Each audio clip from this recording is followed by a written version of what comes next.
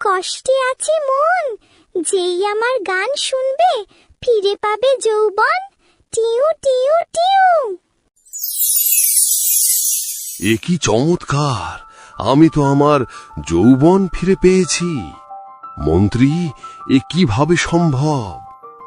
মহারাজ, আপনার এই রূপ দেখে আমার কিছু মনে আসছে।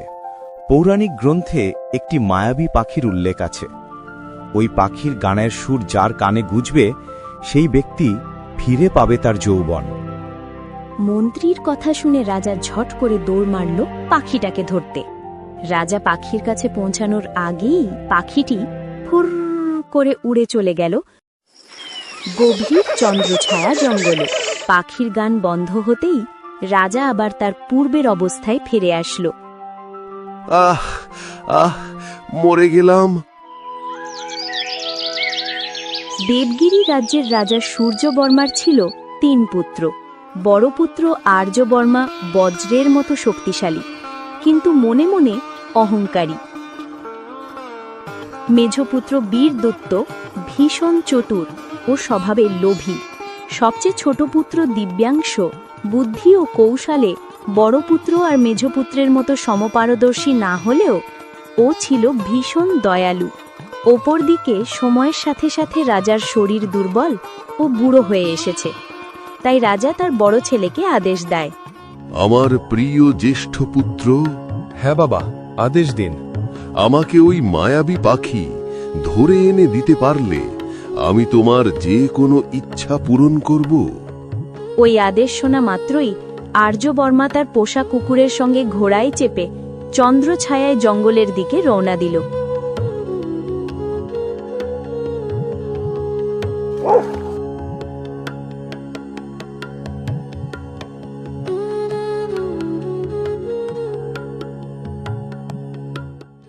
ধুর, ওই মায়াবী পাখির খোঁজে দুপুর থেকে সন্ধে হয়ে গেল।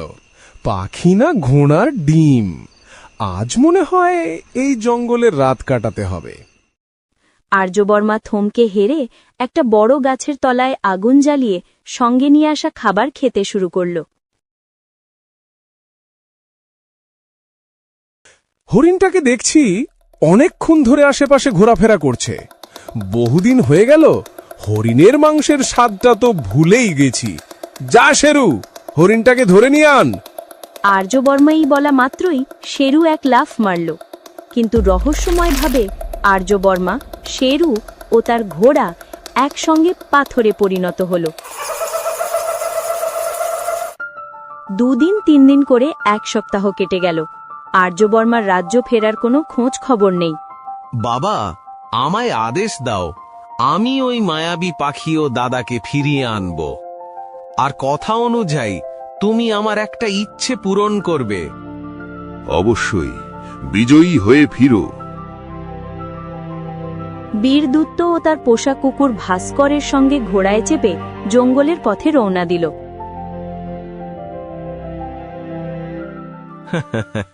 দাদাকে বাঁচানোর কথা তো আমার একটা বাহানা ছিল। আমার আসল মতলব মায়াবী পাখিকে বন্দি করে রাজদরবারে নিয়ে গেলেই সিংহাসন আমার হাতে।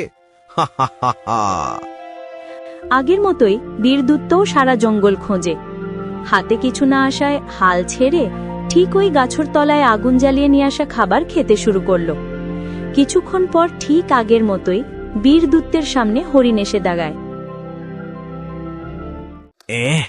পাখির সন্ধানে আমার মুন্ডু ফেটে যাচ্ছে। ওপর থেকে হরিণটা আমার দিকে প্যাচ প্যাচ করে তাকাচ্ছে। মনে হয় হরিণটাকে আমার পেটে আশ্রয় দিতে হবে। যা ভাস্কো, কামড় মার। কুকুরটা লাফ মারার সাথে সাথে ঠিক আগের মতো বীরদূত, তার ঘোড়া ও ভাস্কো 3 জন রহস্যময়ভাবে পাথরে রূপান্তরিত হয়।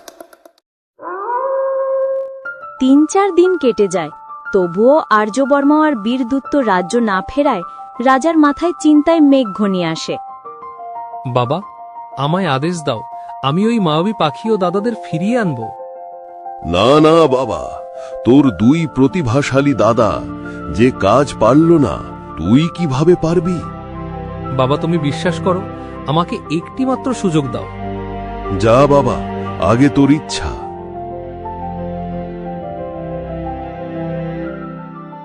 রাজার আদেশ শোনার দেরি ছিল, দিব্যাংশুর পোষা কুকুর মতির সঙ্গে ঘোড়ায় চেপে জঙ্গলের পথে রওনা দিল। দিব্যাংশু ঠিক তার দাদাদের মতোই পাখির খোঁজ শুরু করল। সূর্য অস্ত গেল, কিন্তু তার হাতে কিছু আসলো না। ক্লান্ত দিব্যাংশু ঠিক ওই জায়গায় আগুন জ্বালিয়ে আশ্রয় নেয়। দিব্যাংশু খাওয়া শুরু করতেই হরিণটা আশেপাশে ঘুরতে শুরু করে। মনে হয় হরিণটার খিদে পেয়েছে। আয় আয়, নে নে। আমায় তোমার এই কুকুরটাকে দেখে ভয় লাগছে, যদি কামড় মারে। হ্যাঁ, এ হরিণ আবার কিভাবে কথা বলে রে? আমি সাধারণ হরিণ নয়, আমি মায়াবী হরিণ। আচ্ছা আচ্ছা, তুমি ভয় পেও না, এ কুকুর কামড়াবে না।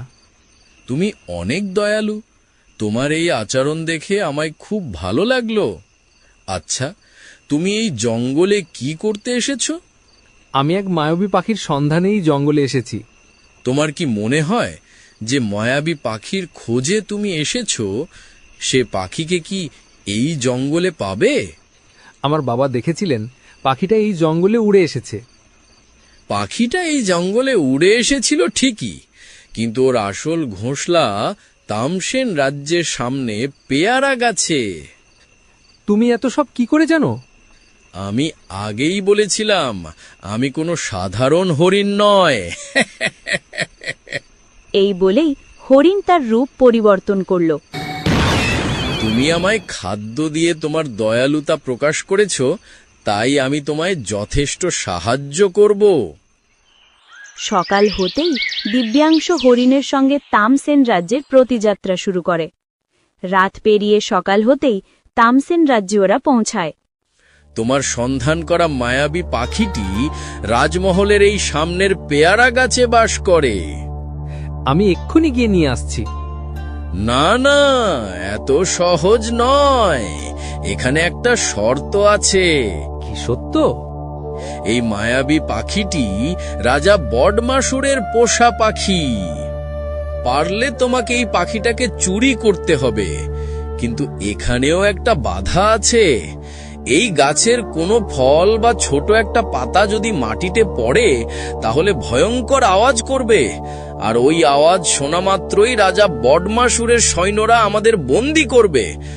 আর রাজা বডমাসুর অনেক তীক্ষ্ণ মেজাজি, যদি এই ব্যাপারে তিনি জানতে পারেন, তাহলে আমাদের মুন্ড তো পাকাই উঠবে। দিব্যাংশু ভয়ে ভয়ে সাহস করে পাখিটাকে ধরার জন্য লাফাতে শুরু করল। ও লাফিয়ে পাখিটাকে ধরে নিল ঠিকই, কিন্তু ভুলে গাছের একটি পাতা মাটিতে পড়ার সঙ্গে সঙ্গে ধম করে আওয়াজ করল।